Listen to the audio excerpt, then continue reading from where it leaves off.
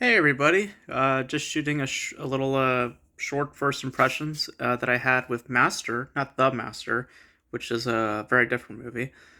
This is Master. This is a horror film, um, starring Regina Hall, which uh, I mean, just to get right down to it, it was fine.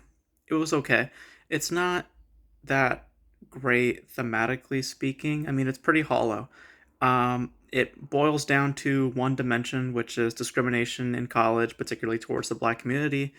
And um, for, I would say, like the first like 20 or so minutes, it was appealing, but then it became very tiresome very quickly because of the overkill, the absolute overkill with the presentation of said themes. Um, like they just, they just keep shoving it down your throat.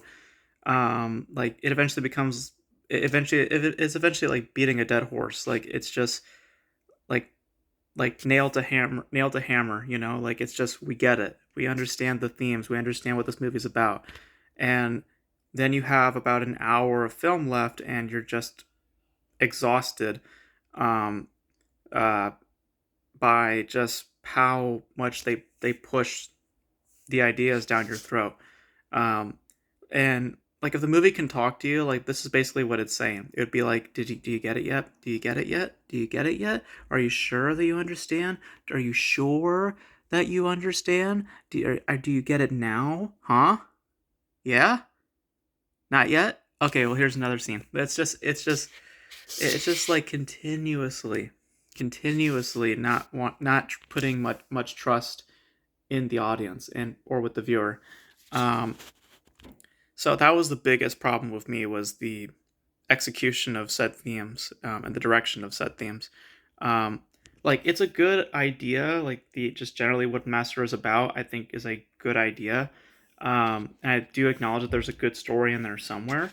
I also acknowledge that there's some solid performances in there. Like I enjoyed Regina Hall. I also enjoyed Talia Ryder, who's really good in Never, Rarely, Sometimes, Always. A fantastic movie if you've never seen it.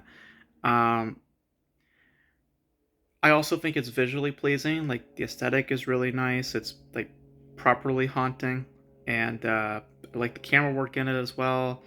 Um, I think that they used one too many of the zoom ins. Like those. You know what I'm talking about? Those types of zoom in shots.